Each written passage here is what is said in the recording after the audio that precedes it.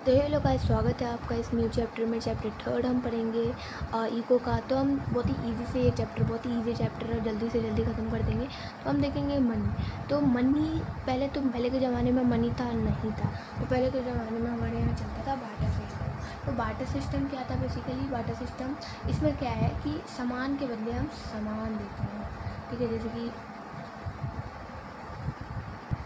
Easy language में सामान के बदले सामान। पहले के ज़माने में पैसा नहीं था, तो हम क्या करते थे? सामान के बदले सामान। मान लो कि मुझे चाहिए था गेहूँ और किसी के पास है चावल, तो हम दोनों क्या करते थे? दूसरे में एक्सचेंज कर लेते थे। ठीक है, तो बार्टर सिस्टम में यूआई ट्रैफिक होता है exchange of good and services and economy where is the direct barter of good and services called barter economy.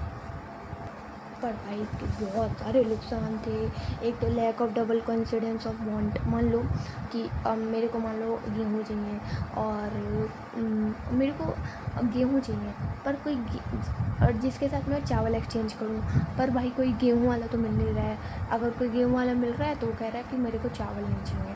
तो ये क्या हो रहा है कि ऐसे तो डबल कॉन्फिडेंस हो रहा है ना, कि कोई रेडी नहीं है एक्सचेंज करने के लिए। तो barter system can work only when both buyer and seller agree to ready to exchange. तो ये ठीक है, तो इसीलिए भाई गेहूँ वाला 2 3 दिन में वो खा नहीं पाता था रोटी। अब देखो, lack of common measure of value, तो हम वैल्यू नहीं कर पाते थे। मान लो मैंने गेहूँ दिया 1 किलो उस टाइम, और किसी ने मेरे को दे दिया लेट से 10 किलो चावल। तो ये क्या वैल्यू हो पाया? नहीं भाई।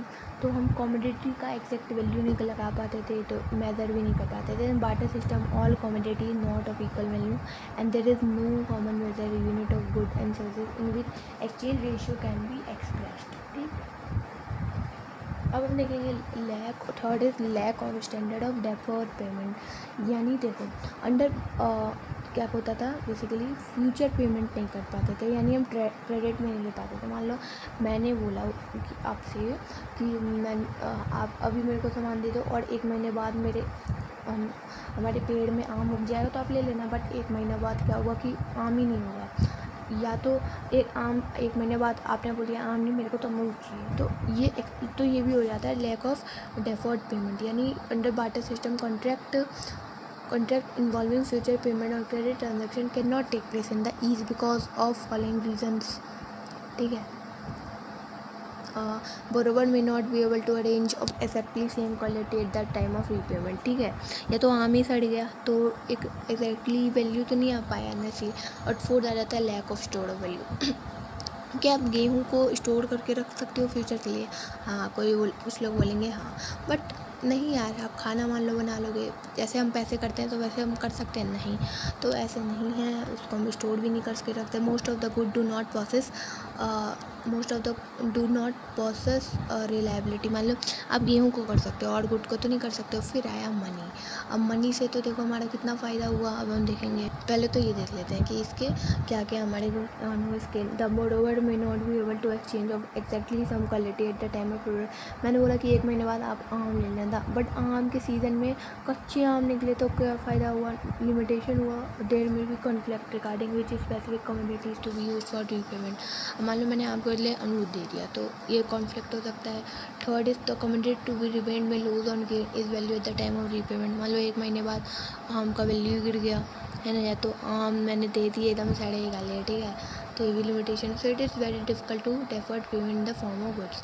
और lack of store of value मैंने आपको पहले समझा दिया।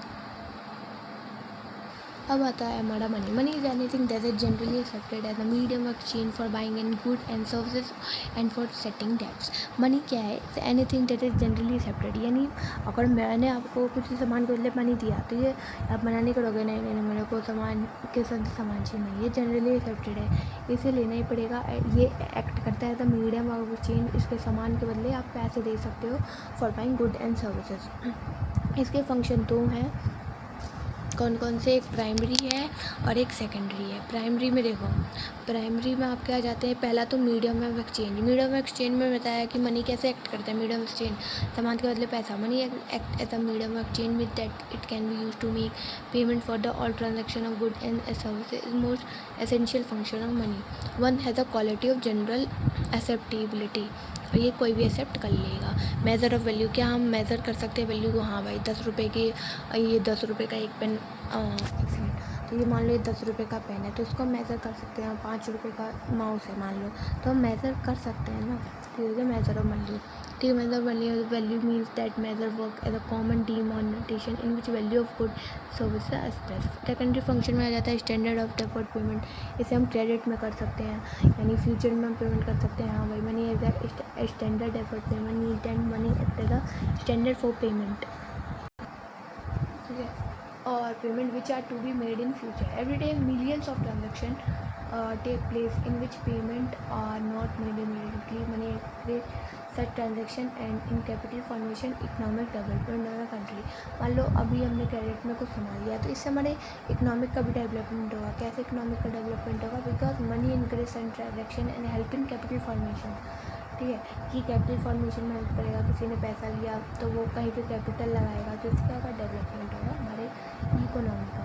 अब स्टोर ऑफ वैल्यू, क्या हम मनी को स्टोर कर सकते हैं? हाँ भाई, कर सकते हैं। Money is stored as a value of money mean that money can be use to transfer purchasing power can present to future. Money is a way to store value. ठीक है, अब हम देखेंगे इसका मनी सप्लाई क्या होता है। जनता के पास कितने पैसे हैं उसी को हम बोलते हैं। It refer to the total value of money held by public at a particular point of time in money. एक पर्टिकुलर पॉइंट ऑफ टाइम या स्पेसिफिक टाइम में जनता के पास कितने पैसे हैं।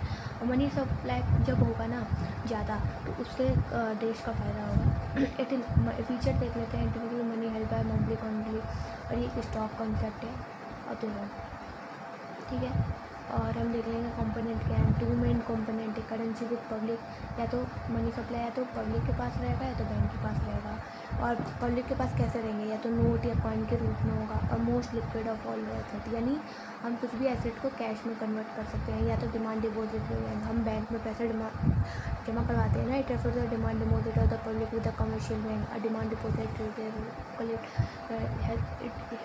रूटली। ठीक है, और मनी मेथड देख लेते हैं मनी सप्लाई का। M1 में आ जाता है कॉइन्स, नोट, ठीक है, ये सब आ जाते हैं। एंड डिमांड जो भी हम डिपॉजिट कराते हैं कमर्शियल बैंक में।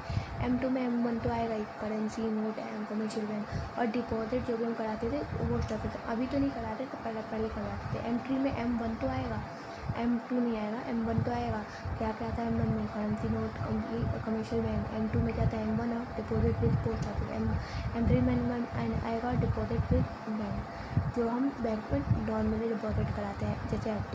M4 में M3 आएगा total deposit with post office. इसमें टोटल डिपॉजिट नहीं, इसमें टोटल डिपॉजिट है। तो इस वीडियो के लिए इतना ही, मिलते हैं नेक्स्ट वीडियो।